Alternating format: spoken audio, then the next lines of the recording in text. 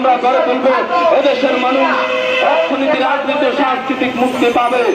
কিন্তু দুঃখের বিষয়, আর দুঃখের সাথে বলতে হয় 23 বছরের করুণ ইতিহাস, বাংলার অত্যাচারে বাংলার মানুষের রক্তের ইতিহাস, 23 বছরের ইতিহাস, মনুষ্য নরনারী আত্মঘাতের ইতিহাস, বাংলার ইতিহাস, এদেশের মানুষের রক্ত দিয়ে রাজপথ রঞ্জিত করার ইতিহাস। 1952 সালে রক্ত দিয়েছি, 1954 সালে নির্বাচনে জয়লাভ করে আমরা গদিতে বসতে পারিনি। 1958 সালে মার্শাল জারি করে 10 বছর পর্যন্ত আমাদের গোলাম করে রেখেছে। 1966 সালের আন্দোলনে আইয়ুব খানের পতন হওয়ার পর যখন জেনারেল ইয়াহিয়া খান সাহেব সরকার নিলেন, তিনি বললেন দেশে শাসনতন্ত্র দেবেন, গণতন্ত্র দেবেন, আমরা মেনে নিলাম। তারপর অনেক ইতিহাস হয়ে গেল, নির্বাচন হলো। আমি প্রেসিডেন্ট ইয়াহিয়া খান সাহেবের সাথে দেখা করেছিলাম, তিনি বললেন শাসনতন্ত্র দেবেন, গণতন্ত্র দেবেন, আমরা মেনে নিলাম। তারপর পশ্চিম পাকিস্তানের 35 জন সদস্য এখানে আসলেন, আমি বললাম আপনারা শান্তিপূর্ণভাবে হয়। তাহলে আমরা কি পেয়েছি? তিনি বললেন যদি একজনও ন্যায্য কথা বলে আমরা তার সেই ন্যায্য কথা মেনে নেব। এটা কে দেখিয়ে দিয়েছিলেন? বঙ্গবন্ধু দেখিয়ে দিয়েছিলেন, শুনিয়ে দিয়ে গেছিলেন যে 18 কোটি মানুষ কিভাবে চলতে হবে। আজকে সেই কথাকে লঙ্ঘন করা হয়েছে।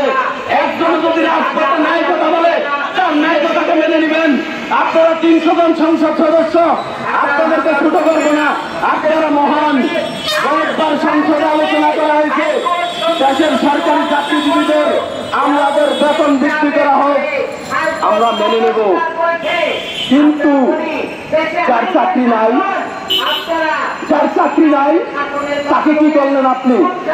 সেই মাতা, সেই পিতা, তাকে অনার্স মাস্টার্স করার জন্য শেষ সম্বলটুকু বিক্রি করতে হয়েছিল।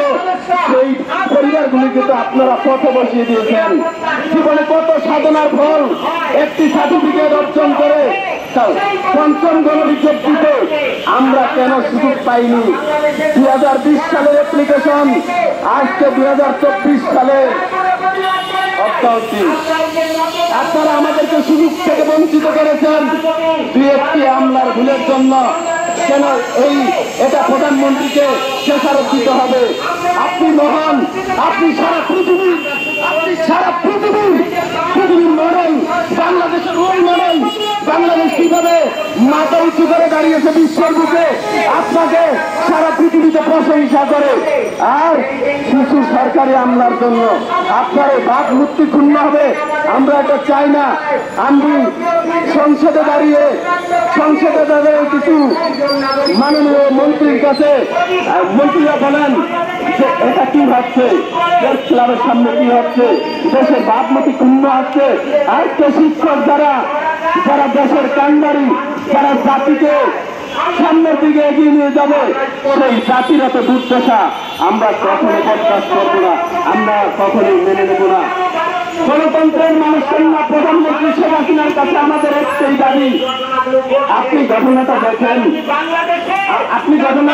আমাদের উপরে কি অমানবিক অত্যাচার করা হয়েছে।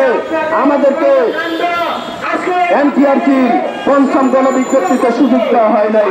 আপনার কাছে আর কোনো কিছু চাইবো না। আপনি মহান সংসদে দাঁড়িয়ে যদি আমাদেরকে সান্ত্বনামূলক 2-1টি কথা বলেন, আমরা বাড়িতে ফিরে যাব, আমরা কোনদিন সংগ্রাম করব না। আপনি সারা